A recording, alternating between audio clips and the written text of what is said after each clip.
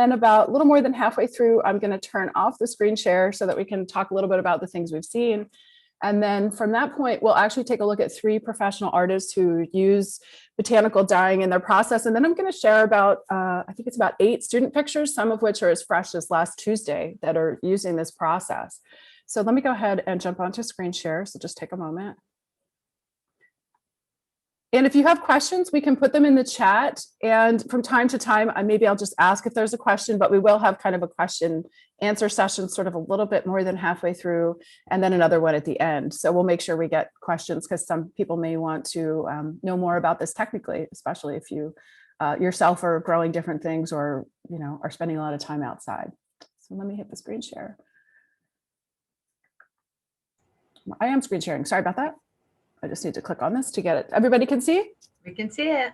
Excellent. So when COVID hit last March, we went remote for Hamilton a little over about a year and a week or 2 ago. And I was really kind of rethinking how I enter the world as an artist and how I could kind of see the world through a new lens. And I decided that I wanted to, once the thaw happened up here, which doesn't happen till late April, well, maybe sooner, but things don't start blooming till a little bit later up here from where we are compared maybe to some of you. But I just wanted to try to find beauty in the world. And I wanted to be able to really kind of reflect upon my own environment in a new way. And, all of my work, as Charlie mentioned, is really kind of grounded in my relationship to nature. I really love transformation. I really love color. I identify as an artist specifically within sculpture and then even more specific abstraction. And, I really feel like I'm a colorist. And I think that is really just a product of me being a really curious and engaged person and how color relates to emotion, but also how color relates to like natural pigments in the world. And, in my practice, I keep this wall of minerals that essentially are what form glazes and what form paint colors. And those things not only come from minerals, but those things actually come from botanicals as well. So around May, I just started seeing what was out in my immediate area. I went for walks every day with my spouse. We were trying to kind of get out of the house and see things without having any kind of engagement with any other human beings. And it just became really kind of imperative for me to have a research project going on. I felt like I couldn't not do something new based on our disruption of our circumstances. And so I found this really great book that I'm moving my cursor here over. And there are these 2 wonderful books by Sasha Dorr. Sasha Dorr is an artist who lives in the Bay Area. She also spends her time in Hawaii and also in Maine. And she teaches also at the California College of Crafts. And she developed a really wonderful class at that school where students were doing botanical dyeing as it related to slow fashion. So students would rethink how they were interacting with purchase clothing, how they would think about repurposing old clothing and what kind of impact the textile market has on the earth, because it's one of the largest polluting elements on the planet. And so these were 2 books that I spent a lot of time with. And if you're interested in pursuing this, these are really kind of great handbooks. The one on the left, The Natural Palettes, is actually examples of tests that Sasha's been doing over the course of probably the past 15 years. They're all done on silk, which is like an amazing receptor for dye. And the one on the right tends to be kind of a nice how-to learn different practices. But if any of you are interested in what I'm talking about today, you can put your email in the chat and I can actually send you all my teaching materials because they're made for being remote or being in real life on campus. So if you want to learn botanical dyeing and you have some time on your hands, I can provide you those tutorials. One thing that's so interesting about foraging for color botanically is that it really depends on your geography. It also depends on the time of the year. And there's all of these different elements that can impact color, like water. And Don, I met Don up at the reservoir I guess it was late summer, and I still have that water. I haven't used it yet. Water sources will change your color. So all of these environmental impacts will really change the color that you get. And so something that grows in the Bay Area might be really different than something that grows here in central New York. And so I'm not going to talk about all of these different samples that I foraged, either from nature, within walking distance of my house, from my kitchen or from my compost, but I'm going to show you pictures of them. So I don't intend to be overwhelming. I just think that it's so interesting to see how these colors overlap, how they mix, how they have very similar color palettes, but some are really easy to gather and others aren't. I gathered buttercup for quite a while. Oh, this is actually birdfoot trefoil. And it was a lot of work to go out and birdfoot trefoil is everywhere. And there's a picture we'll see in a moment of, actually it's in the parking lot next to the art building, next to the Kevin Kennedy Studio Center and Theater for the Arts. And I would rush to pick these things while the facilities management guys were getting ready to mow the lawn. So foraging in front of the lawnmower was something that I did pretty often. So there's a process for botanical dyeing that is something that is really important that I emphasize with the students. A lot of people I've talked to about this. I did research with a student about 5 or 7 years ago, and she talked to a lot of people about botanical dyeing, and some people were like, it's too much trouble, the color doesn't last, the color's not vivid. And one of the reasons that you have to engage in this process really kind of fully, you have to be fully engaged in it. It's a pretty demanding process, is you have to prepare your textiles. You have to work with cellulose or animal-based protein fibers. So talking about something like cotton, hemp, linen, jute, or animal-based like silk or wool.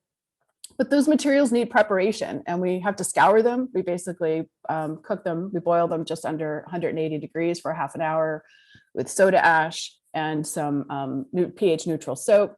And then after we do that for 30 minutes, we rinse it, and then we put it into what's called a mordant. And there's different kinds of mordants out there. There's certain mordants that are good for cellulose-based fiber, and there's different mordants for protein-based, but both are based with aluminum. There's aluminum acetate and alum. There's some things don't actually need mordants if they have tannins in them. There's lots of different ways to approach it, but it does take a lot of preparation. This is a screenshot of my one of my YouTube videos to kind of explain that this is an engaged process. So it takes me 16 minutes to teach somebody how to mordant, but it takes a lot longer for that to happen.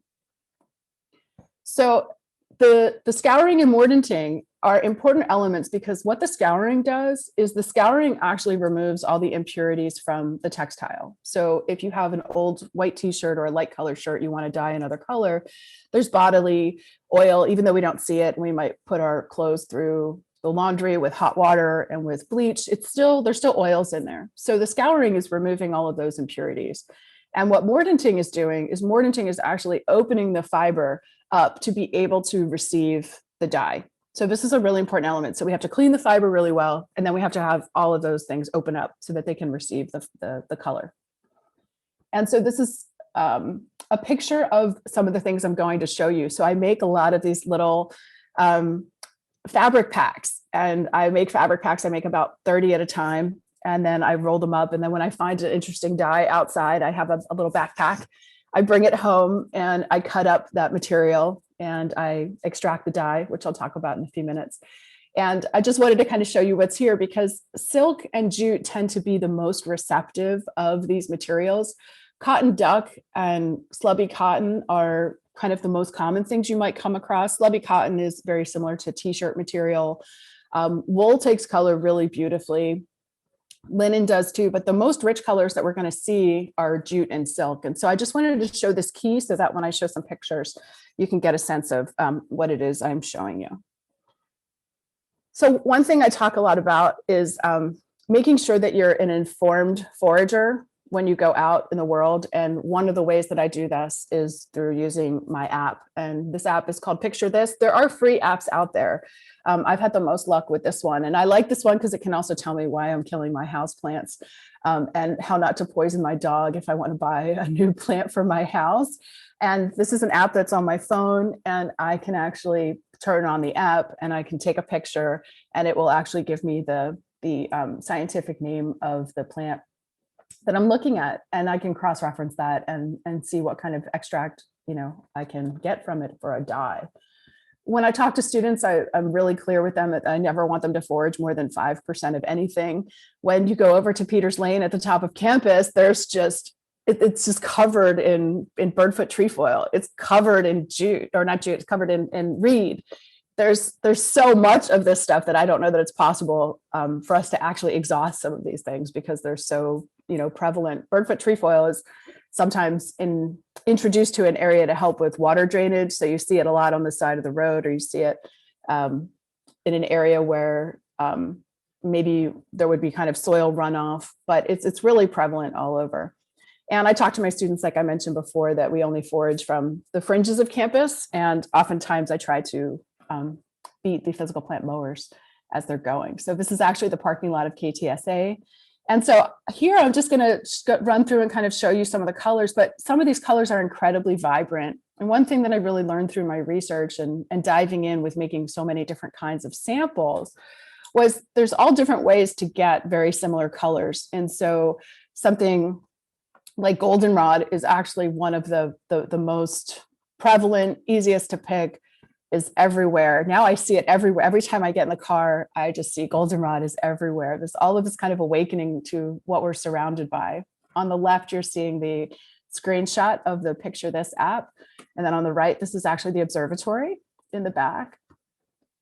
And when I extract a dye, there's a lot of different ways to do it. I've chosen kind of a pretty basic way to do it because it's easy to communicate with the students. We extract our dye material through heating water for an hour, and we heat it to about 180 degrees.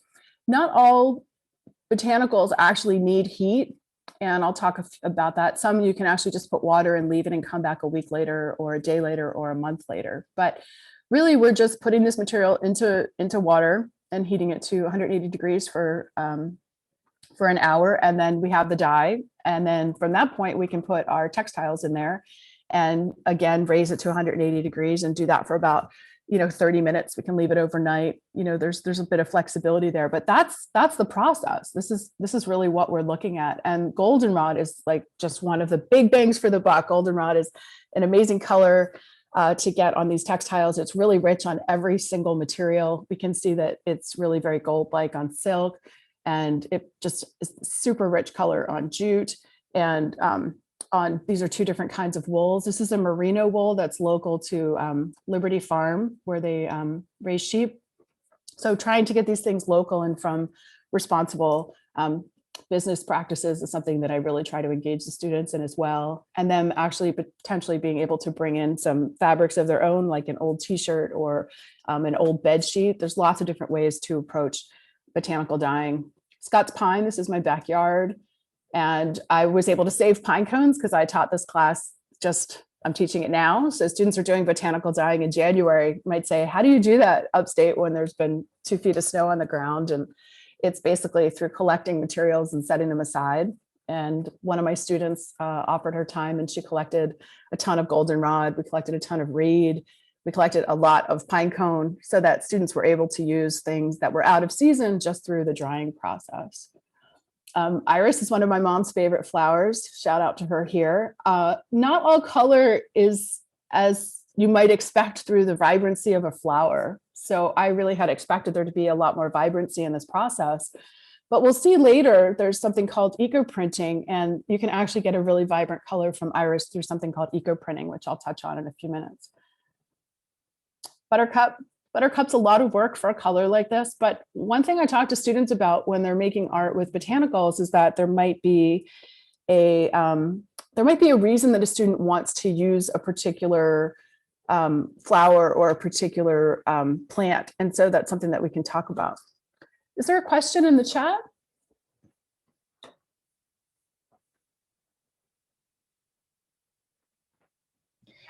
It looks like Jody asked if there was a best season, but that you answered it. It depends where you live. I mean, if you live in the Bay Area, then it's almost all year, right? If you live in San Francisco, if you live here, I think the season for me was really just when things started coming up and up until about October.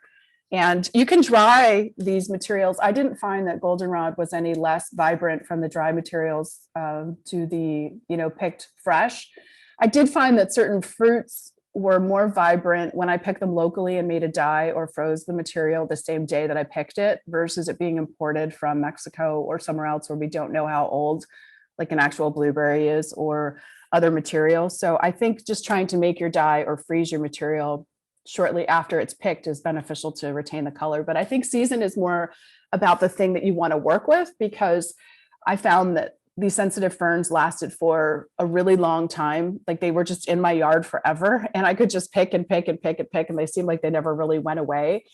So some things just have longevity for the season, while other things like irises are really short. They're only around for maybe less than a month, right? But goldenrod seems like it's around for almost 2 months. So part of it just depends on your schedule. And if you're growing things, I grew about 70 marigold, plants from seed for my students that I dried. And those actually had a much longer season than I thought they would. I would pick, 10 or 20 marigolds a day and just set them aside and dry them. So I think seasonality really is more dependent upon, where you live and your schedule. So I went into the overgrown part of the 1812 garden, which is how long, Don, do you think this has been kind of overgrown, this little section that other people aren't gardening or farming? We used to do talks in there like up until 2013, so it's got to be. Right. I think the 1812 historic garden was probably let go for approximately 5 years. Yeah, so there is a ton of common comfrey, and I was so excited by these purple flowers. I was like, what are these purple flowers going to do? Let's see. And I did a little bit of research and found out that the flowers aren't actually the part that's going to have a significant extraction. It's actually the whole plant. So I went back, I don't know, about 6 or 7 times, and I actually have a lot of this in the freezer down in Bundy, down in one of the dorms, in case students wanted some common comfrey. And chopped it up and cooked it up, and it's actually this really beautiful kind of yellow green on a lot of materials. These color samples are so hard to communicate, and I'll show a few like actual ones. Even though they're documented in daylight, they're not as rich. But I don't know that anybody ever like planted comfrey here. Like I think that it's likely that these things are traveling from other areas and ending up here either through the help of birds or other natural occurrences. Marigolds are an incredibly beautiful kind of gold yellow. This is the maple bark. Don actually said, I found some maple bark. I'm going to drop it off. He dropped it off in my driveway and I was able to make a dye. Maple bark is one of the materials that you actually don't need to boil. So you add hot water to it and you let it sit for about 3 weeks. And right now, the bucket, I haven't opened it. I've been a little bit afraid because sometimes things get really moldy and scary, but not everything. I'm going to actually make another dye with the maple bark because it's been about 6 months now, maybe almost 7 months. But the maple bark was very light, but it was a really kind of elegant, beautiful, kind of yellowy brown. And especially on the jute and the silk and the linen had some really beautiful results. Black walnuts are those things that many of us trip over in our driveways here. They're everywhere. Mine didn't actually produce any fruit this year. And I found out through a little bit of research that they actually take some time off from time to time where they don't produce for a year or two, and then they produce in excess. So I was able to go to a professor's house who lives down the road, and she was kind enough to let me bring a few 5-gallon buckets. And I was able to make what I call black walnut ink. And the reason I call it an ink versus a dye is because it has tannins in it. So when you use black walnut, it's actually permanent without doing the mordanting process. So black walnut is probably one of the richest colors that we can get in our region here in central New York. So a lot of the things that we have talked about some of them are light fast and color fast, and some aren't. And what that means, light fast, is it won't fade with the sun. Color fast meaning that it will go through a number of machine washings. A lot of these natural materials like blueberries and blackberries don't last through those processes. But the way that I'm using these as an artist and teaching with them is that they're not things that are going to get washed over time. So the students are finding the ability to have things from the supermarket to be able to work from. This is a really great way to work outside of season. There's dry materials. Turmeric is really just probably one of the most vibrant yellows that we can get, at least up here, out of season. These are beets. This is actually courtesy of Chris and Terry. They have their garden in Vernon, and we picked the beets, and then I don't know, within a day or so I made the dye. And I have found a lot of variation with beets and finding that it really does do best on animal-based textiles like silk or wool. Cabbage is interesting. So cabbage is what a lot of people call the unicorn of botanical dyes. And so if you just make your dye and you put it in the water, you take it out, You're going to get, this is the sample that you're seeing on the screen. You guys are looking at my little window. And then if we add lemon juice, we're changing the pH. So pH impacts color. This is a great example of where we get our water from will change the color. So if I were to actually take this sample that we're seeing on the screen and put it into a jar of water that has baking soda in it, I will actually watch it turn back to blue. So it can shapeshift from those two colors back and forth. So I talk to students about the conceptual interest of that they might be interested in making a sculpture that has the ability to change. So you can see just here on my little screen, the relationship of these two colors. So really, really interesting that you can just change the pH and all of a sudden the color will change. Tea is so interesting. We don't have to worry about seasons when students work with it. Spearmint, elderberry. This is a really, really rich kind of purpley brown. Hibiscus makes a really beautiful purple on paper and a really great kind of purpley brown. Chamomile. Composting is something that a lot of us don't think about, that there's a byproduct. When we make black beans at home, we usually throw away the water, and black bean is a really beautiful gray brown, and it really does change depending on the fabric. It's really different on jute than it is on silk. And also depending on the brand of black bean will depend how gray it is or how brown it is. So we could actually just take tap water, room temperature tap water, put it in a bucket, put the black beans in, let it sit overnight, pour out the black beans, cook them up for dinner, and the juice, the leftover water, we can use for a dye. Mandarin orange peels are a really beautiful, delicate yellow. And you can use regular orange peels as well, but the mandarin gives a little more richness, as does grapefruit peels. Carrot tops. Onion skins are probably one of the more popular, really super beautiful, rich color. What kind of onions you buy change this also. So if you buy red onions, you actually get more of a green. We drink a lot of Earl Grey at my house. This is actually the color after the Earl Grey's been seeping for 6 minutes. So you can see that it's a really rich color, and this color might get even more rich if it wasn't tea that was already used. Cochineal isn't a compost material, but I just had to throw it in here because it's one of the most beautiful colors that we're able to get, regardless of the season. And on the left, you're seeing a picture of what the cochineal are, and they're actually little insects that live on cacti in South America. And we put them in a food processor and we turn them into a powder. And then we do a number of extractions to be able to get this really beautiful color. And cochineal is light fast, color fast. This is a really great, reliable dye. It does smell terrible cooking it, so do black beans, but besides those two attributes, I think those are actually two really, really amazing dye materials. So there's lots more. I don't want you to think this is exhaustive in any way. I had a hard time editing. I get very excitable about these things, but there's so many different materials that you can make dyes from, and these are just a few of them. Some things take a long time to collect. I had a student who was really into avocados, and they were Instacarting avocados last semester, and their whole suite would eat avocados. So she would bring in like 12 or 15 pits at a time. You kind of need at least 5 or 6 if you're going to invest in the time. So that's a lot of avocados for some households. But seaweed is something I mentioned earlier before we got officially started. It's something I'm hoping to do maybe this summer.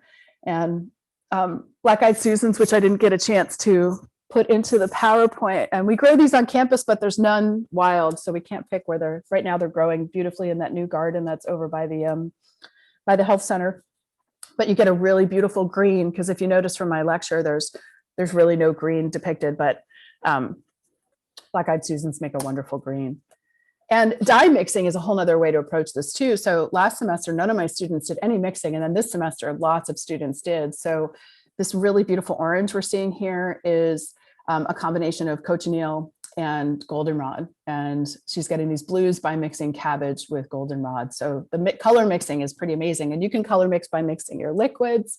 You can color mix by dipping your dyes multiple times in different materials. So there's lots of different ways to do that. And other ways to manipulate these materials are something called shibori, which is a traditional method of folding your textile and binding it. In America, we basically call this tie-dyeing, right? There's also eco-printing, which is just going out in the world and finding different things, and you can actually just see what they do without any extraction in the boiling method in water.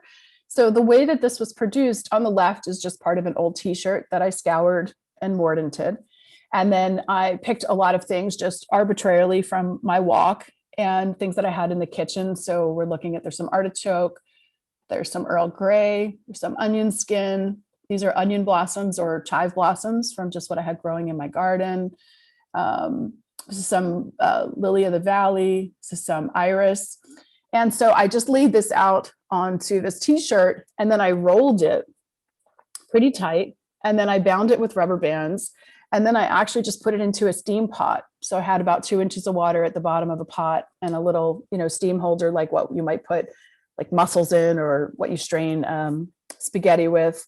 And I let it sit in that steam for about 2 hours. And I just left it rolled up overnight and I unrolled it, and you can get some really beautiful patterns here. So it's a way to learn kind of what colors might be possible through different methods. So I'm going to hop off screen share here and see if there's any questions that anybody might have or want to talk about before I go on and talk about some artists who use this practice and some student work. Put one in the chat. I don't know if you want to do it through chat or through. We can do it either way. I see Jody. Yeah, so lichens, that's next on my list. Oh, okay. Have you worked with lichens at all? Have you done any botanical dyeing?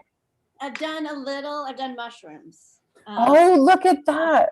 Oh, will you send me a picture of that? I'll put my email in the chat. Beautiful. You're so official. Look at that. It's all typed up and like. No. This is a class I took. Oh, it's a class. Oh, okay. This is how the teacher did it. And I was just looking back over this card this morning, and I forgot about the lichens. We're in Atlanta, Georgia, but we have a cabin in North Georgia, and there's so much up there. And so it just occurred to me that might be something I wanted to explore. So. Yeah, and I think, the seasonality of my class, like the students in the fall and the students in the spring can do different things. I'm only going to be offering the course, I think, mostly in the spring just because of my teaching schedule. But I wonder about the ability for us to collect certain things, certain times, and just set them aside, like the way I did with reed or the way we did with goldenrod or marigold. So what kind of colors were coming from your mushrooms? Was it predominantly like a brown and orange palette?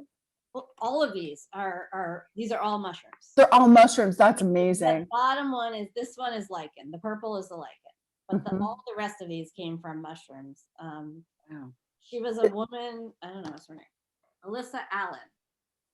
I don't know. She literally like lived out of her car and like came through, and this is what she does. She teaches like in different art schools and stuff. So that's amazing. I just did a workshop. Yeah, I'll take a picture for you and send you. Yeah, that's great. I think, those are the kinds of things as I dive in deeper, for teaching. I think part of it is, I mentioned when we were just getting started before I started showing slides that my curiosity is sometimes I have to just I have to stop it. I have to say, okay, because you could do this for a lifetime, right? Like there's so much there. And I feel like, okay, I'm going to dive into seaweed. Like, am I going to spend the summer on seaweed? Like, do I spend next summer? And then I want to be able to do my ceramic work. So thank you so much for sharing that. So was that on wool? What was the? Yeah, so they're all on, I think it's a wool. Yeah. Yeah, that's like, wool's a great receptor. So it makes sense. Yeah. But this palette, I love this palette, and I stare at it sometimes, but I haven't actually gone back and done a lot of dyeing. So this inspired me. Thank you. Well, it might be interesting to also see, by saving some exhausted dyes and then mixing some of those dyes, what you get, because that's one thing the students are doing a lot of this spring. And it's been really exciting to see how exhausted dyes actually can just really significantly change another color, or even just have kind of a halo of another color within it. So I think there's so much richness to looking at the way we handle dyes, like the way we might handle watercolor or gouache or acrylic or oil paint or even glazes. So it's really interesting to see what the possibilities are when you start compounding these processes to get into whole nother levels of complexity. I don't want to over dominate, but in the cochineal, the cost of that is huge, right?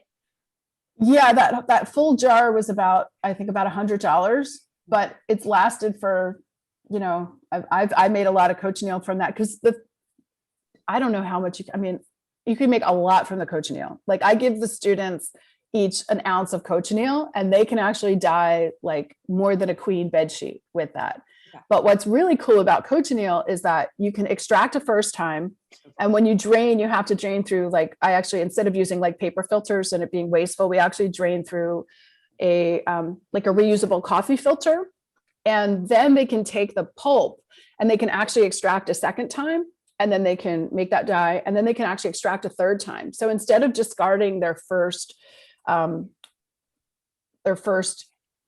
product of pulp, it can keep going. And the color that you get from the first extraction to the third is not that different. So if they want to have a really big batch of the same color, they can mix their first, second, and third extractions.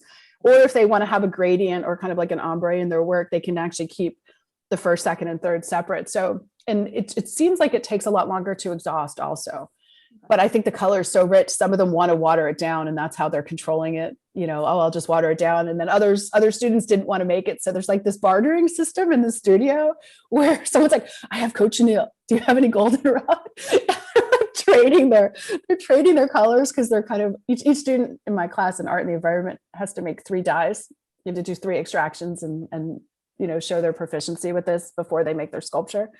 And some of them are like, I really want to mix, but I can't make my 4th dye. Or like one student last semester made like 8 dyes. I mean, they were just so excited about it. And my advanced students are making quite a few, but they've gotten smart. Like they're trading, which is totally fine as long as everybody's doing their part. I think that idea of collaboration is really great.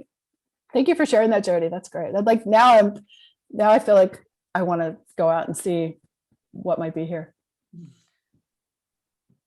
Arden. Am I muted? No, I can hear you. Okay. I found the conversation about pH really interesting, because in gardening, changing the pH of the soil is how they change the color of hydrangeas from the blues into the purples. So it really fits in with what you're talking about changing the color of the dye, actually. So can you talk more about what you've done with the pH? Or I haven't done too much about the pH. The only pH I've really played around with has been the red cabbage. And my home, where I've done most of this, I've pretty much done all this research in my studio at home, which is on the same water source as Hamilton. So I'm really lucky that my samples match the water source of my students in KTSA, because if my pH was different, my results wouldn't help my students very much, because everything would be slightly off. And I think there is a little variation, like the fruits and, the blueberries specifically. Like I picked blueberries within 2 miles of the house here. There's a really nice family owned place. And those blueberries are really different than some of the blueberries that students had Instacarted and used. So I wonder if that's almost what you're talking about, Arden, like the way that hydrangeas, like they change the color because the pH, like is it not only where something's grown by what's in the soil, but is it inherently what's in the plant? And I haven't really changed the pH much. I think some things will change a lot and some things won't change much at all. I know that red cabbage is just the one that's like, the fun change where, I add the lemon juice and this is what we have, right? And without the lemon juice here, I had a student who wanted this to be a little richer. And so she heated up some water and added some baking soda to it to even get this pH a little further, on the other side of the spectrum. And it changed it ever so slightly, but it didn't change it that much. And I found too that the students mixing red cabbage with goldenrod to get a really beautiful green, that seemed to actually be really stable versus like it changed. I was a little worried it might change depending on what the pH of something like goldenrod, like inherently in the plant, might change. But I haven't explored too much more besides these two in pH, but I think water source would matter a lot. When I talked to Don, you thought maybe there was a high magnesium level maybe also in the reservoir. Was that true? Or was it something else? Copper sulfate. Copper sulfate. Yeah. So I don't know how that might impact the pH as well. Well, But yeah. it's very interesting in that I know some growers specifically change the pH of the soil to get the different shades, so that when they sell the hydrangeas, they have the various colors. And the more intensely they change the pH, it really dramatically makes a big difference. but they also, I mean, because I asked, well, are these going to stay purple if they come back? And the answer was, well, it depends what you do to your soil. And Yeah. so, I mean, apparently that's very intentional. Yeah, and as I mentioned before, if I actually take this pH to the other spectrum from the lemon juice, then this will turn back blue. Yeah, I find that amazing. Yeah, well, I read some funny stories from makers who, read how to do this. They did it, and a woman took a really beautiful silk shirt, and she dyed it with red cabbage, and it was she used lemon juice and she got it to this color, and then the neutrality of her deodorant changed her shirt while she was wearing it at an event, and she was really embarrassed. And so that's the kind of thing you just don't think about, that like our bodies can change the pH of something, because all of these things, I think if you want to get into botanical dyeing, you want to know what's light fast and color fast, because you don't want to waste your time on things that are going to wash away. But to not think ahead that like, oh wow, my deodorant's really neutral, it's going to change this and I'm going to have like ring around my armpits, could be really embarrassing. So it was a beautiful shirt, but like she showed the before and after. It was really interesting to see that. So none of the students used lemon juice. I had it in the studio, but they were all just more excited.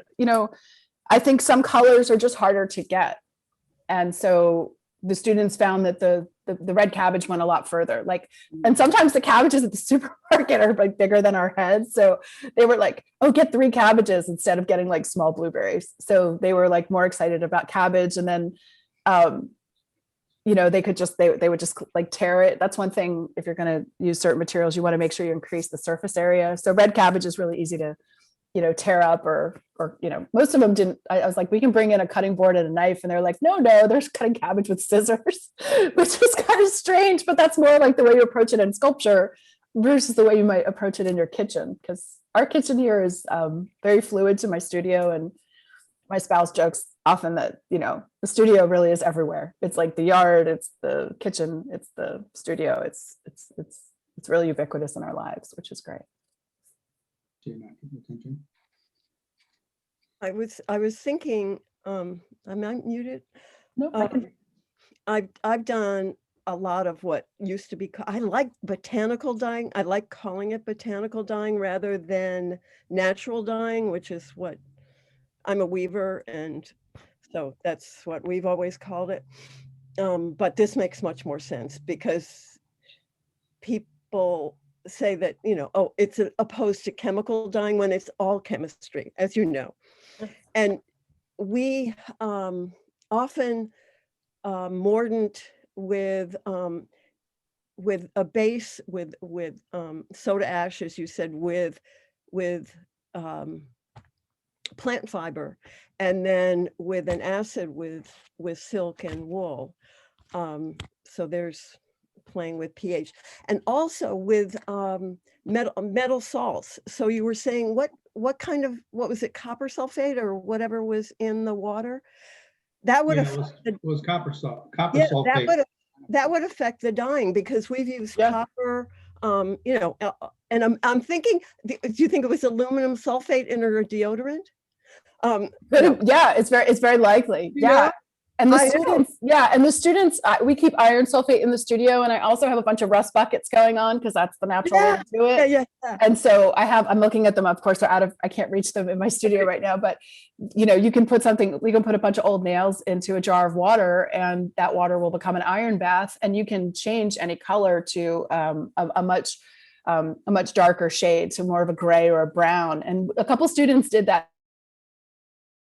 And that's one reason I'm kind of saving the water for the reservoir, because I wanted to take little samples of this and do a whole series of tests just with iron. Yeah. So I'm going to share this real quick before we jump into the next thing. But I document like this whole process, not only in my samples, but in my book. And then in my book, when I can, I have here's a dried marigold, but I want to have the equivalent of this with everything I've done, but with iron. Right. Yeah. So I could actually just slice a little piece off of all of my samples, and then have a whole nother book that just has, what do all these things look like with iron, or what do all these things look like with lemon juice, Arden? Like, that's a good idea. Like, will pH do more than just on, red cabbage? I think I just definitely take a really scientific approach to my research here, the same way I do with my glazing and ceramics, because I want it to be repeatable. And if I can't have repeatable results myself, then how can I teach my students how to do that? So I think repeatability is really important.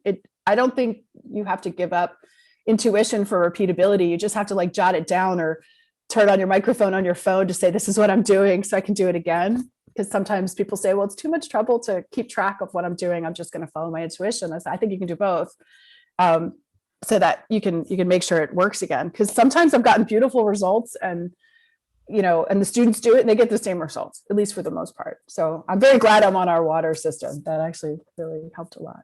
What I like, one of the words I liked about iron is they say it saddens the color. So yeah, that's wonderful.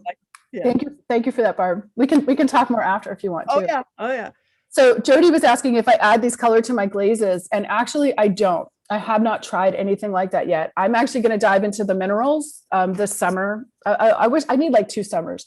I'm going to actually go over Herkimer Mine is not far from here, and they have some great minerals I can buy. And I'm actually going to try to start using some raw materials in my glazes, actually firing some of those minerals. But that's distinctly separate from the botanicals. Like I think the botanicals they're going to what we call burn out, because the chemistry of ceramics is, I'm firing to, close to 2000 degrees Fahrenheit. So those things won't make it. But I'm actually going to be working with the minerals. So I might set aside some of that mineral pulverizing.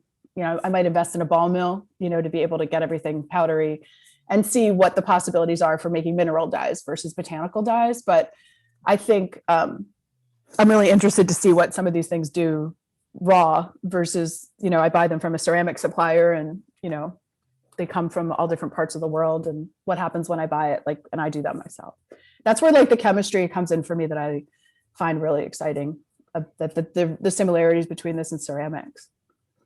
So if it's okay, I would like to just hop in and show you a couple more pictures, and then we can answer more questions for those of you that want to stay on. I don't want to, I really want to show you the student pieces because I'm really excited about what the students have been doing. So I'm going to go ahead and share screen again. And if any of you are interested in having, watching a video for how to do this or have the tutorials, I'm more than happy to share my teaching materials.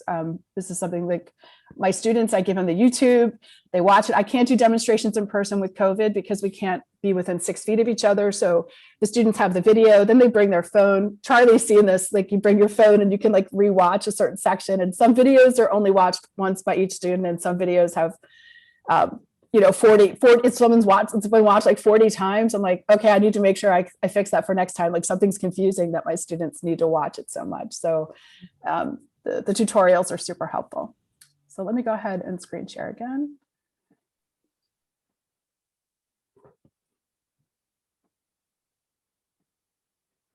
So there's a few artists that I like to introduce my students to with this project. And basically in teaching the students the craft of working with botanical colors and textiles, I want to also introduce them to how contemporary artists are using these, and how maybe it might be related to their own personal experience, because the class Art in the Environment is one where I'm really asking students to reflect upon their own personal experiences and how they define the word environment.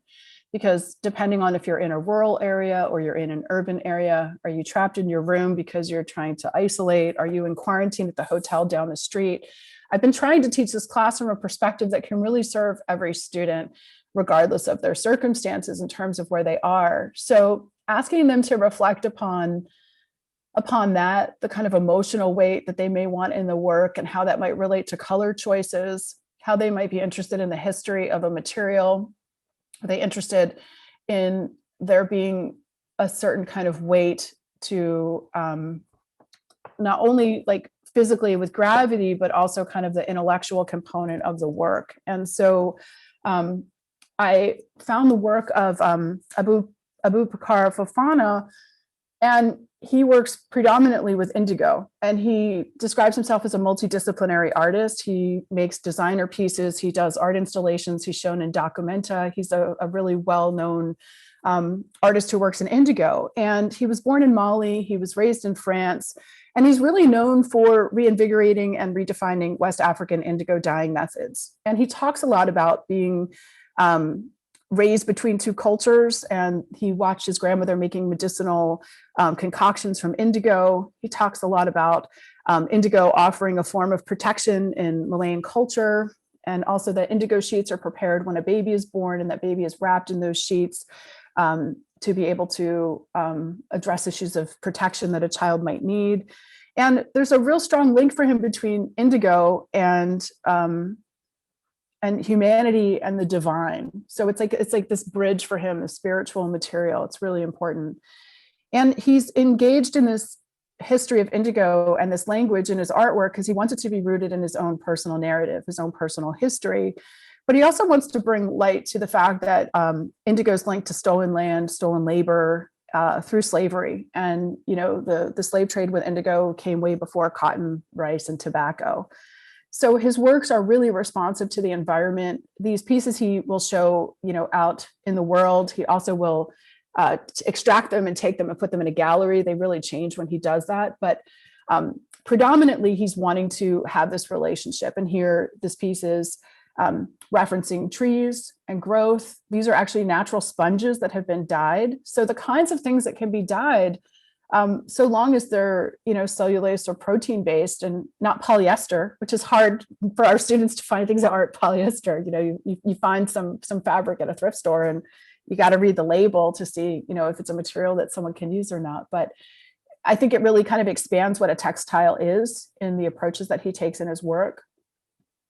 And creating this environment or our relationship of our body to his art is important as well. So this is actually a piece that you can like purchase and set up, you know, at your own property or somewhere else. So some of his artwork is intended for a certain type of art audience, and other works are intended to be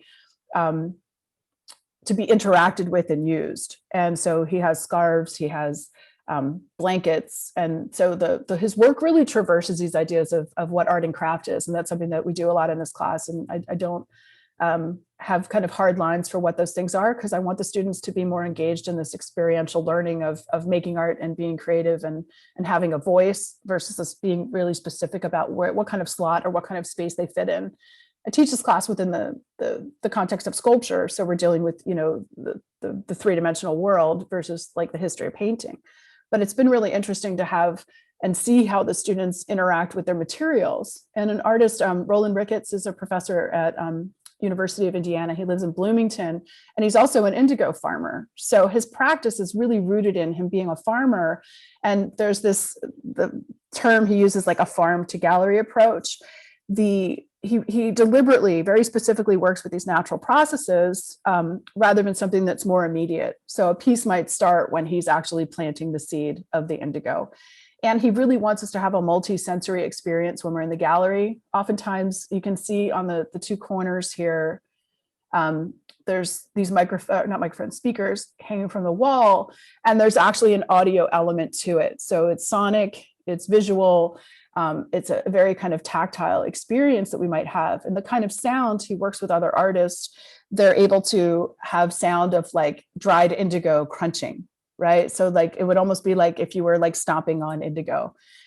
Indigo is really complex. I can't get into it too much here. I have no experience with indigo. I would love to learn about it. It's not something as simple as extracting and, you know, boiling it for an hour. By no means. Indigo is put in a vat, and that vat is cared for a long period of time. It's fed starch, it's fed sugar, it has bacteria in it. It is a very symbiotic relationship with its caretaker. And Abu Bakr talks about actually his old ladies, and he doesn't mean that in a bad way. He says they're old ladies, like he's caring for them the way they will care for him, and that they're family. And each vat has a life cycle of, you know, from birth to death. And so indigo is something that is a very nuanced material. And Roland has really, you know, engaged his entire practice with this. And he actually teaches it, or at least he used to teach it at part of the program at in Bloomington.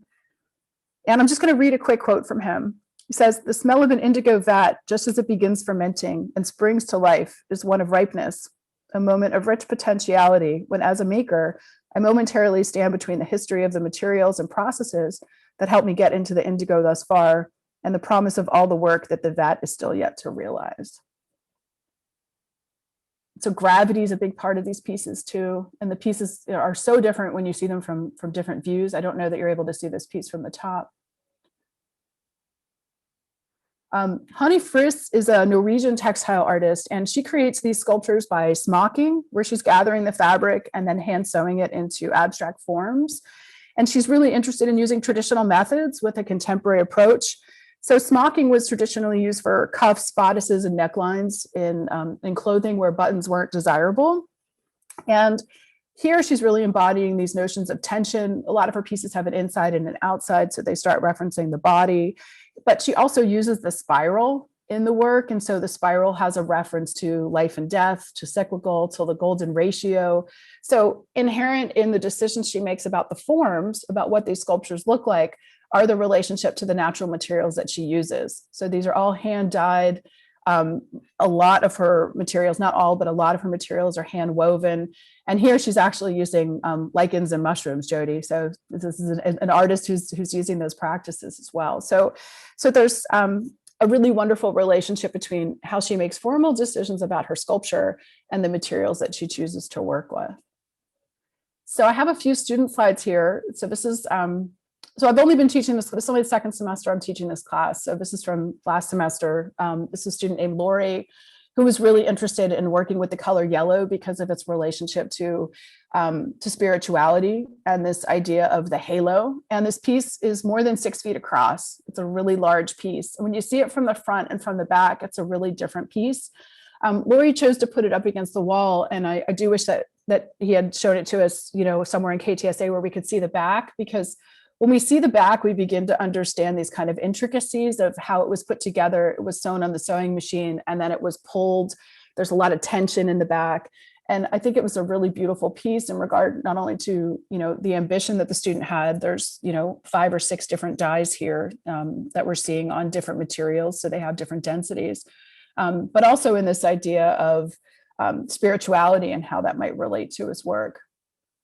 The student, some of our students are double majors too, like their art and environmental studies, where I'm finding that there's actually, this semester I have a lot of econ students, which I thought was interesting, but about half my class are either environmental studies majors or environmental study minors at the college. And this piece was done with a number of different yellow dyes and this butterfly form, but with an animal skull in the center. And he took this piece home. I said, well, why don't you just cut it in half to take it home? And then when you get home, you can just put a hinge on it and then it can freestand, right? And so he did that, and he did it with his dad's help. And his family are actually goat farmers, and they actually make like some of the best goat cheese in Connecticut. And so his relationship to finding skulls, and they raise pigs there too. These pieces are really indicative of who these students are. Like, I really asked the student to really reflect upon like what it is they want to say. There's parameters, like you're going to make a sculpture and part of it's going to be botanical. And I want you to think about your environment and what does that mean to you? So the students have a lot of flexibility how they approach the projects, but each one in some ways almost becomes like a portrait or kind of a glimpse into their own life and how they, relate to other people or how they relate to their circumstances. This is a great example of black-eyed Susans that were, we had a ton growing wild over by Griffiths Air Force Base. There's a huge amount of them over there. And the student was able to get some. I got some too. And she fondly remembers conversations with her grandmother. And she was able to put a call out to, does anybody have a rotary phone I can have? I'll buy it from you. She used the Hamilton community. This is where you can buy and trade and sell things. And someone said, yeah, please come and get my phone. I'll leave it outside my office. And she was able to cover the phone, and it has pearls, and on the side it actually has the black-eyed Susans. And so this piece really is important to the student in terms of it, symbolizing the relationship she had with her grandmother, and black-eyed Susans were her grandmother's favorite flower. The student wanted to make something that felt like it just came out of the bottom of the ocean. Sometimes a simple approach can yield a really beautiful, complex form. This is mostly wool and silk, and it's a black bean dye. This was a piece we just critiqued on Thursday, and not all of this is botanical dye. The blue veil around the outside is actually artificial, and the students are allowed to use mixed media. They can work in a lot of other materials if they choose. The base for this for this vase essentially is, you can't really see it behind, is bamboo that we had in the studio. And the student was interested in this idea of veiling something that's beautiful. You're not sure if it's alive or dead.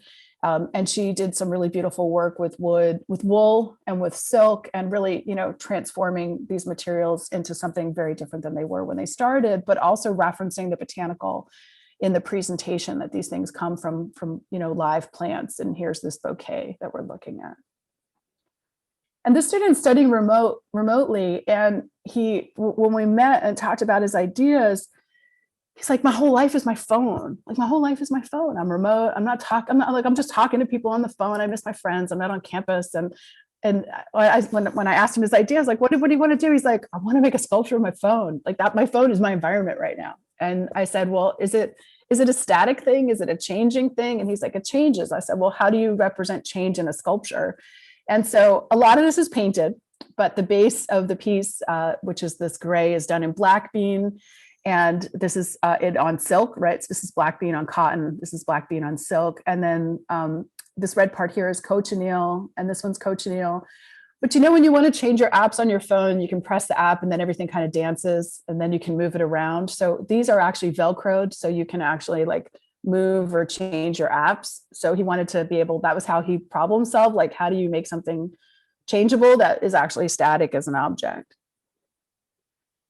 This piece was probably one of the most ambitious of the semester, and the student had made quilts with her mother when she was younger, and I guess just life got busy, no time for quilt making anymore. So when this project came along, she said, can I make a quilt? And I said, of course you can. I said, so think about the meaning that you want this quilt to have. Like, what do you want this quilt to communicate? She said, I want this quilt to communicate my family history of where we've been and who we are.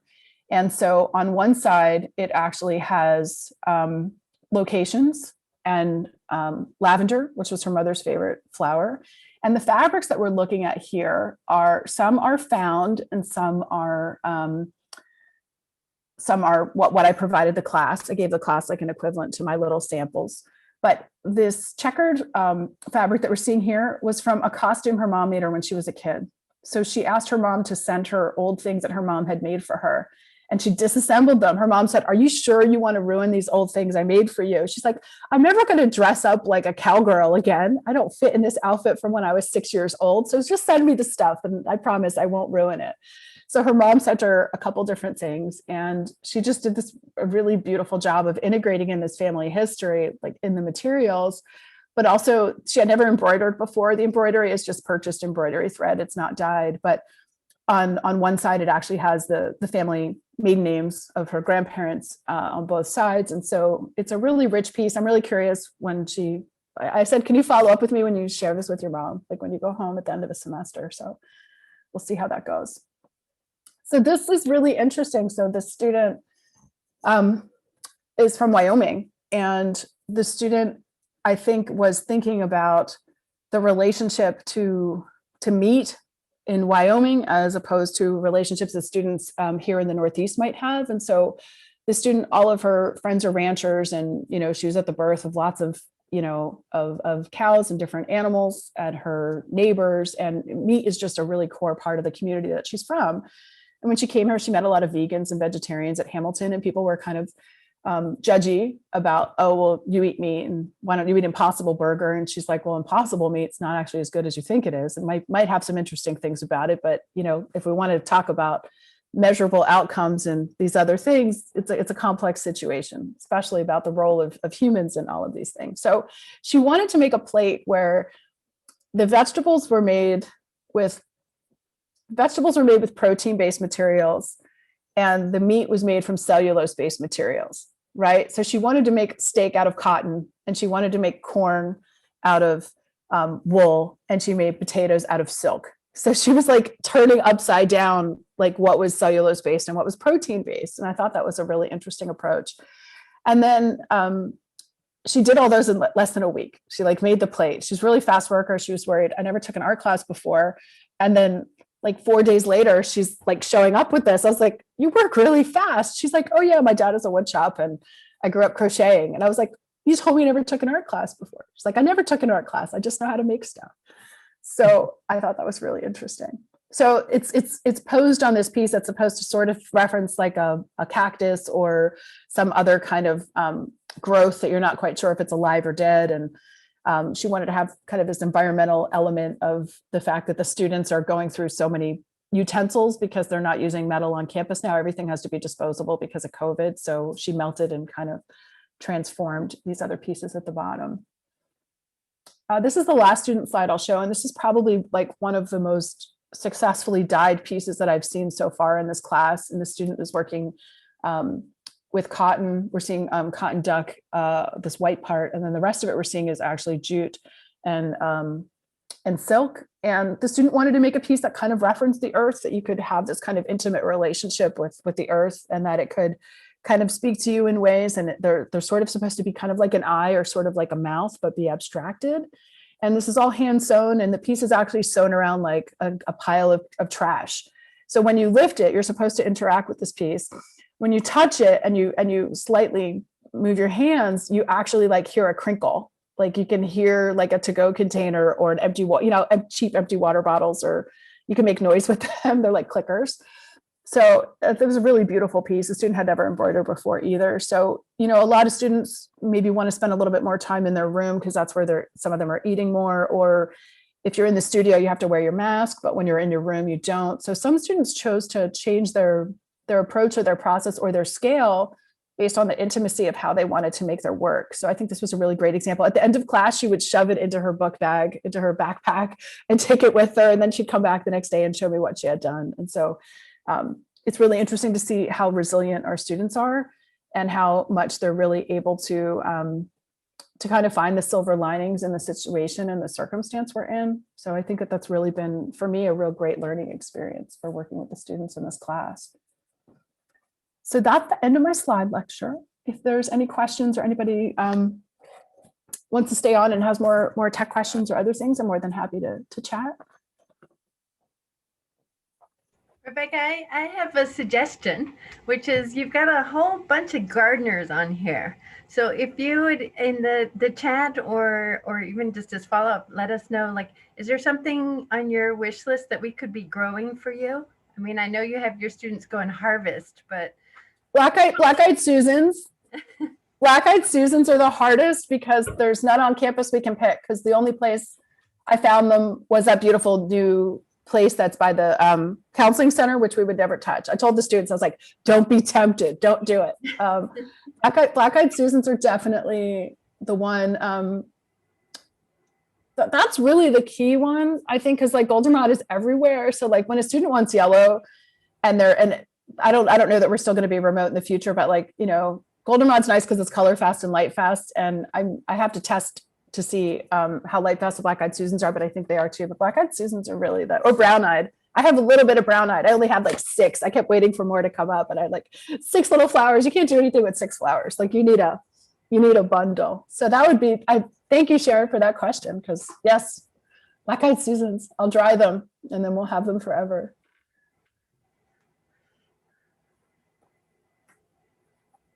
Were there some other questions in the chat here? Yes, Lily of the Valley. Lucas, thank you for that. And that's one reason I use the app, because the app will tell you what's poisonous. So whenever a student picks something, a student is required to email me the picture if it's not already been identified in the slide lecture, or they have to identify everything they use. And I think that that's a really important element that actually should, I talked about dog toxicity, but human toxicity is definitely really important as well. So thank you for that.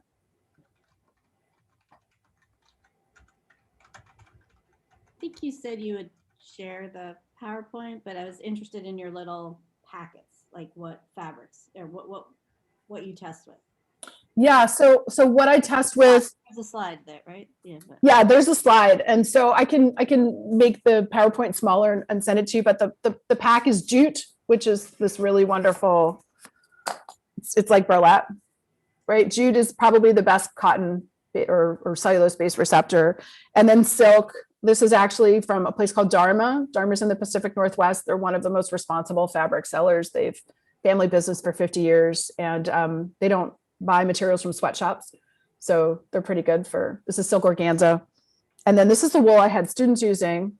which was pretty nice. And the wool that I used, it was hard to get this stuff during COVID because I started buying this stuff last April.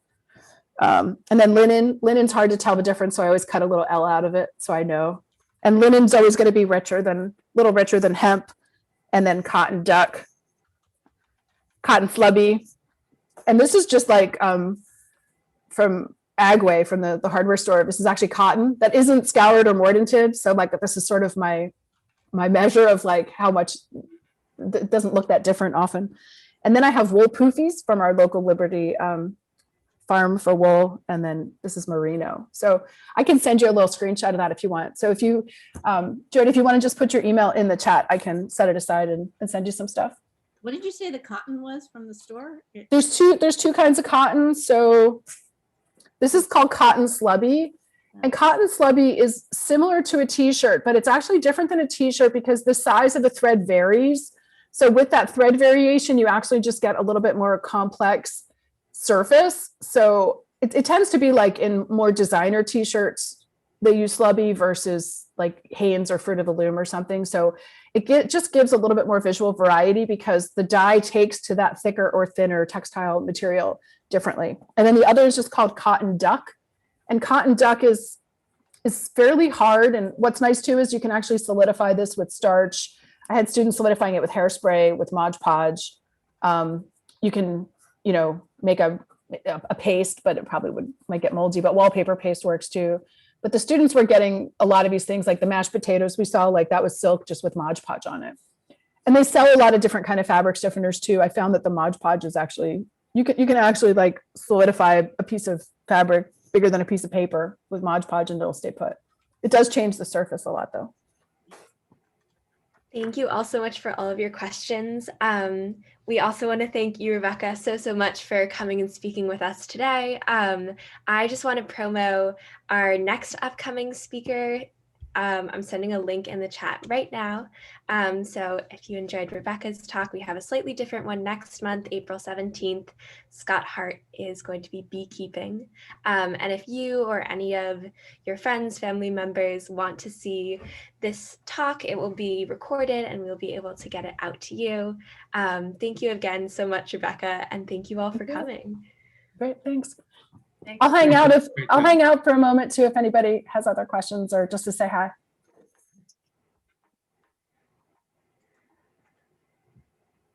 Thank you. Really interesting pieces.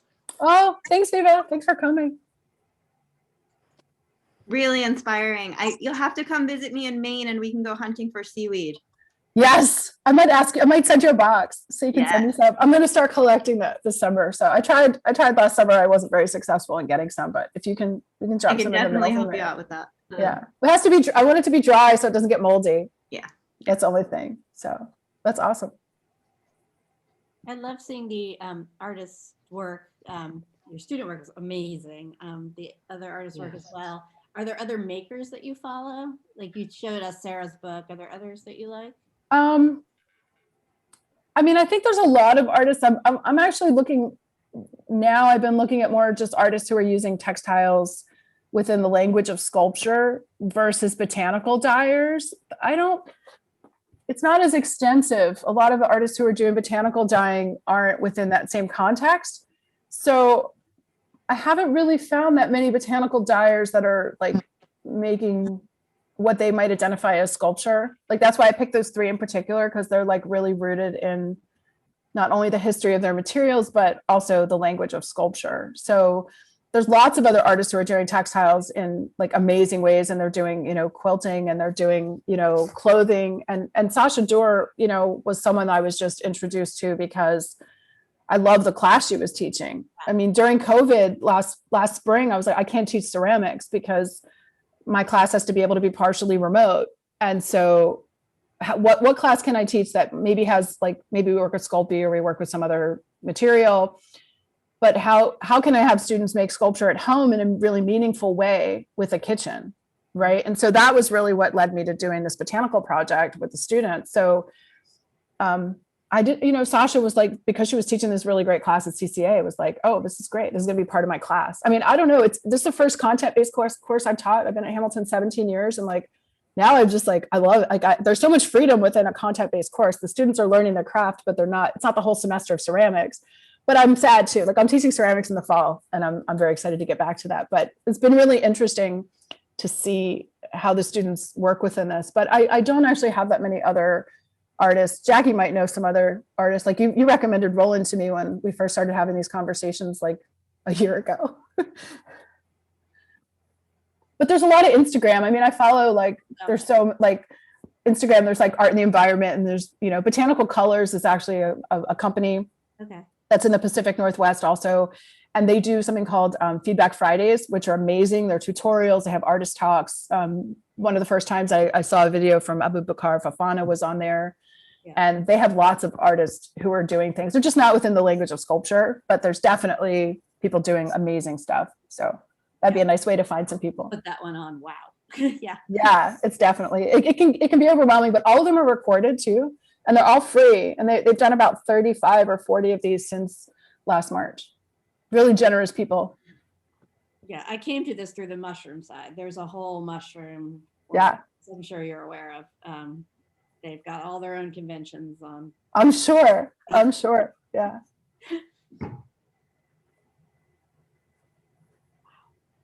Really cool. It's a rabbit hole for sure.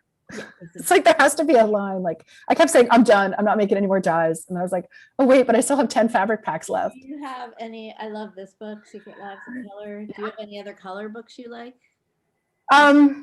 Yeah, there's a couple. Will you send me your email? Yeah, I will. And I'll send you that because I'll just go to my bookshelf and send you a picture. Thank you.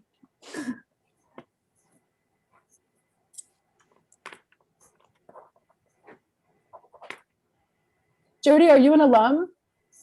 No, I'm a parent. Oh, you're a parent. Okay. I'm a parent. This is my youngest child. I've been through 2 other universities, colleges. I've never done one of these ever. That's great. Sneaking it all in with the third. Maybe your child wants to take an art in the environment class in the future. You never know. Well, I just sent him a text because I'm not sure what he's majoring in, but it's not art and environment. But you said you have econ students, so I just texted him and said, she says she has econ students. I have six of the 12 students this semester are econ. What do you attribute that to? I have no idea. That's fascinating. Maybe it's less, because it's content based versus like intro to painting. Maybe it's students who are just interested in it. I'm not sure. This is all a big experiment. Thank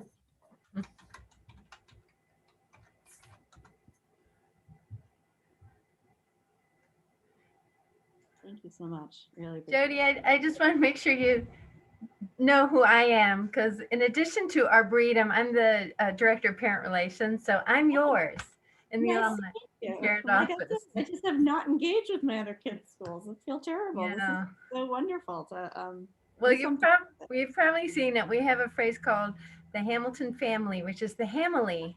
And we love our Hamilton parents. So thank you for being part of this. Thank you for making yourself so accessible and friendly. It's really, really nice. Other kids went to wonderful schools too, but this is really special. This is the silver lining of COVID.